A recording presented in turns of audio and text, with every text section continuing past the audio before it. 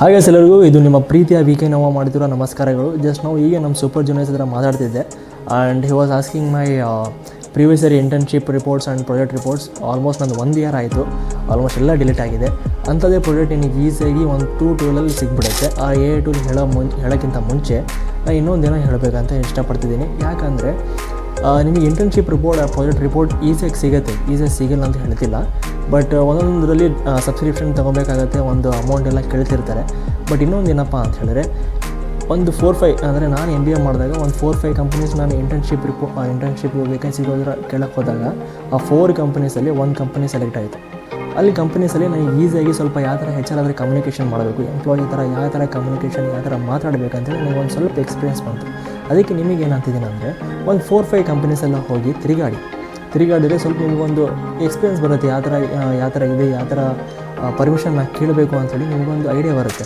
ಇಲ್ಲಪ್ಪ ನಿಮಗೆ ಒಂದು ಟೈಮ್ ಇಲ್ಲ, ಅದು ಲಾಸ್ಟ್ ಸ್ಟೇಜ್ ಸಬ್ಮಿಷನ್ ಇದೆ ಅಂತ ಹೇಳಿದ್ರೆ ಈ ಒಂದು 1 AI ಟೂಲ್ ಇದೆ. ಅದೇನಪ್ಪ ಅಂತ ಹೇಳಿದ್ರೆ ಸ್ಕ್ರಿಪ್ಟ್ ಅಂಥೇಳಿ, ಅಂದರೆ SCRIBD ಅಂಥೇಳಿ ಗೂಗಲಲ್ಲಿ ಟೈಪ್ ಮಾಡಿದ್ರೆ ಅದು ಸಿಗತ್ತೆ ಅಂಥೇಳಿ.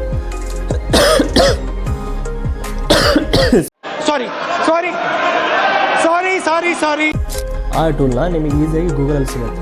ಅದು ಯಾರು ಬೇಕಾದರೂ ಯೂಸ್ ಮಾಡ್ಬೋದು. ಅಂದರೆ ಪೋಸ್ಟ್ ಗ್ರ್ಯಾಜುಯೇಟ್ ಸ್ಟೂಡೆಂಟ್ ಇರಲಿ, ಗ್ರ್ಯಾಜುಯೇಟೆಡ್ ಸ್ಟೂಡೆಂಟ್ ಇರಲಿ, ಅವರು BBM ಮಾಡ್ತಿರಲಿ, BSc ಮಾಡ್ತಿರಲಿ, ಸೈನ್ಸ್ ಫೀಲ್ಡ್ ಆಗಿರಲಿ, ಕಾಮರ್ಸ್ ಫೀಲ್ಡ್ ಆಗಿರಲಿ, ಯಾವುದನ್ನ ಫೀಲ್ಡ್ ಆಗಲಿ, ಅದರಲ್ಲಿ ನಿಮ್ಗೆ ಯಾವುದನ್ನ ಇವಾಗ BBM ಯಾರೋ ಮಾಡ್ತಿರೋ ಸ್ಟಾಕ್ ಮಾರ್ಕೆಟ್ ಬಗ್ಗೆ ಬೇಕು ಆ ಪ್ರಾಜೆಕ್ಟ್ ಇಲ್ಲ ಇಂಟರ್ನ್ಶಿಪ್ ರಿಪೋರ್ಟ್ಸ್ ಈಸಿಯಾಗಿ AI ಟಲ್ಲಿ ಸಿಗುತ್ತೆ. ಇಲ್ಲ ಸೈನ್ಸ್ ಫೀಲ್ಡವ್ರು ಬಯಾಲಜಿ ಬಗ್ಗೆ ಏನಾದರೂ ಇಂಟರ್ನ್ಶಿಪ್ ಬೇಕು, ಯಾವುದನ್ನ ಸೈನ್ಸ್ ಫೀಲ್ಡಲ್ಲಿ ಯಾವುದನ್ನ ಪ್ರಾಜೆಕ್ಟ್ ಬೇಕು ಅಂತ ಹೇಳಿದ್ರೆ ಅದರಲ್ಲಿ ಈಸಿಯಾಗಿ ಇಂಟರ್ನ್ಶಿಪ್ ರಿಪೋರ್ಟ್ಸ್ ಆ ಪ್ರಾಜೆಕ್ಟ್ ರಿಪೋರ್ಟ್ಸ್ ಸಿಕ್ಕೇ ಬಿಡುತ್ತೆ.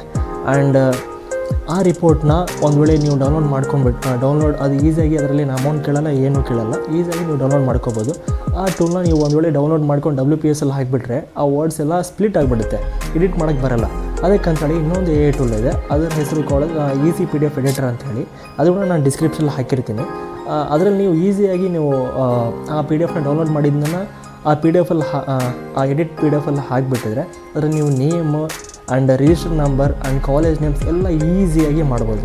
ಆ್ಯಂಡ್ ನಾನು MBA ಮಾಡ್ತಿರುವಾಗ ನಮ್ಮ ಸಮ್ ಫ್ಯೂ ಫ್ರೆಂಡ್ಸ್ ಅವರೆಲ್ಲರೂ 1000K 2K ಕೊಟ್ಟು ಆಲ್ಮೋಸ್ಟ್ ಒಂದು ಪ್ರಾಜೆಕ್ಟ್ನ 2K ಮಾಡಿಸ್ಕೊತಿದ್ರು.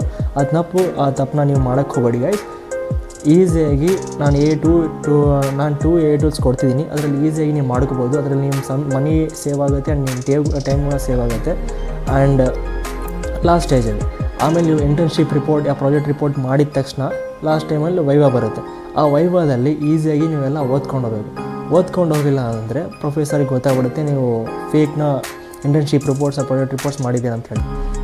ಒಂದು ವೇಳೆ ಈ ವಿಡಿಯೋನ ಪ್ರೊಫೆಸರ್ ಯಾವುದೋ ಲೆಕ್ಚರರ್ ನೋಡ್ತಿದ್ದಾರೆ ಅಂತ ಹೇಳಿದ್ರೆ ನೀವು ಇನ್ನೂ ಶಾರ್ಪ್ ಆಗಿರಬೇಕು. ಆ್ಯಂಡ್ ಯಾಕಂದರೆ ಒಬ್ಬೊಬ್ಬರು ಟೀಚರ್ಸಿಗೆ ಗೊತ್ತಾಗ್ಬಿಡುತ್ತೆ ಯಾವ ಥರ ಫೇಕ್ ಮಾಡ್ತಿದ್ದಾರೆ ಅಂಥೇಳಿ. ಸರ್ಟಿಫಿಕೇಟ್ ಬೇಕಾದರೆ ನೀವು ಈಸಿಯಾಗಿ ಮೈಕ್ರೋಸಾಫ್ಟ್ ವರ್ಡಲ್ಲಿ ಮಾಡ್ಕೋಬೋದು ಈಸಿಯಾಗಿ. ಅದು ಬಾಂಡ್ ಪೇಪರಲ್ಲಿ ತೆಗೆಸ್ಬಿಟ್ರೆ ಸರ್ಟಿಫಿಕೇಟ್ ಕೂಡ ರೆಡಿ ಆಗಿಬಿಡುತ್ತೆ. ಸೀಲ್ ಸಿಗ್ನೇಚರ್ ಆಲ್ಮೋಸ್ಟ್ ಸಿಗುತ್ತೆ. ಆಲ್ಮೋಸ್ಟ್ ನಮ್ಮ ಈಗಿನ ಇದರಲ್ಲಿ AI ಜನ್ರೇಷನಲ್ಲಿ ಈಸಿಯಾಗಿ ಮಾಡ್ಕೋಬೋದು. ನಾನು ಈ 2 AI ಟೂಲ್ಸ್ನ ನಾನು ಈಸಿಯಾಗಿ ಡಿಸ್ಕ್ರಿಪ್ಷನ್ ಹಾಕಿರ್ತೀನಿ guys, and you can use easily. And guys ಆ ಟೂಲ್ನ ಯಾವ ಥರ ಯೂಸ್ ಮಾಡಬೇಕಂತ ಹೇಳ್ತೀನಿ ನೋಡಿ.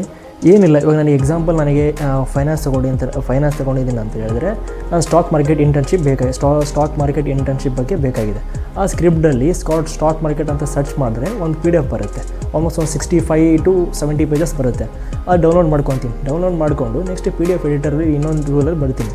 ಆ PDF ಎಡಿಟರ್ ಟೂಲಲ್ಲಿ ಬಂತು, ಅದರಲ್ಲಿ ನಾನು ನೇಮು, ರಿಜಿಸ್ಟರ್ ನಂಬರ್ ಆ್ಯಂಡ್ ಏನಾದರೂ ಅದರಲ್ಲಿ ಗ್ರಾಫ್ಸ್ ಏನೋ ಚೇಂಜ್ ಮಾಡಬೇಕು, ಇಲ್ಲ ಟೈಪಿಂಗಲ್ಲಿ ಸ್ವಲ್ಪ ಏನಾದರೂ ಒಂದು ಟೈಪ್ ಎಲ್ಲ ನನ್ನ ಸ್ವಲ್ಪ ಇನ್ಫಾರ್ಮೇಷನ್ಸ್ ಎಲ್ಲ ನಂದು ಹಾಕಬೇಕು ಅಂತ ಹೇಳಿದ್ರೆ ಈಸಿಯಾಗಿ ನಾನು ಎಡಿಟ್ ಮಾಡ್ಕೊಬೋದು. ಆಲ್ಮೋಸ್ಟ್ ಒಂದು 30 ಮಿನಿಟ್ಸ್ ಆಗುತ್ತೆ ಎಡಿಟ್ ಮಾಡೋಕ್ಕೆ ಅಷ್ಟೇ ಗೈಸ್. ಅದು ಈಸಿಯಾಗಿ ಎಡಿಟ್ ಮಾಡ್ಕೊಂಡು ಡೌನ್ಲೋಡ್ ಮಾಡಿಕೊಂಡ್ರೆ ಮುಗೀತು. ಆ್ಯಂಡ್ ಇನ್ನೂ ಸರ್ಟಿಫಿಕೇಟ್ ಅಂತೀರಾ, ಈಸಿಯಾಗಿ ಮೈಕ್ರೋಸಾಫ್ಟಲ್ಲಿ ನಮಗೆ ಯಾವ ಥರ ಬೇಕು ಸರ್ಟಿಫಿಕೇಟ್ನ ಗೂಗಲ್ ಫಾರ್ಮಲ್ಲಿ ಸಿಗುತ್ತೆ. ಈಸಿಯಲ್ಲಿ ಅದನ್ನು ಸರ್ಟಿಫಿಕೇಟ್ ಮಾಡ್ಕೊಂಬಿಟ್ರೆ ಅದು ಬಾಂಡ್ ಪೇಪರಲ್ಲಿ ತೆಗೆಸ್ಕೊಂಬಿಟ್ರೆ ಈಸಿಯಾಗಿ ಮುಗ್ದೋಗ್ಬಿಡುತ್ತೆ. ಆ್ಯಂಡ್ ಅದನ್ನು ಇನ್ನೊಂದ್ಸಲಿ ರಿಪೀಟಾಗಿ ನಾವು ಎಡಿಟ್ ಮಾಡ್ಕೋಬೋದು. ಆ PDF-ನ ಯಾವ ಥರ ಎಡಿಟ್ ಮಾಡ್ಕೊಂಡಿದ್ದೀವಲ್ಲ ಅದನ್ನು ಈಸಿಯಾಗಿ ಎಡಿಟ್ ಮಾಡ್ಕೋಬೋದು ಅಷ್ಟೇ ಗೈಸ್. Simple fund.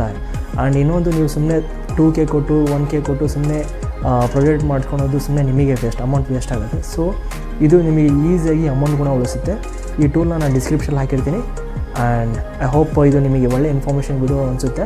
ಆ್ಯಂಡ್ ಸಿಗೋಣ ನೆಕ್ಸ್ಟ್ ವಿಡಿಯೋದಲ್ಲಿ guys. Until then love you. Thanks.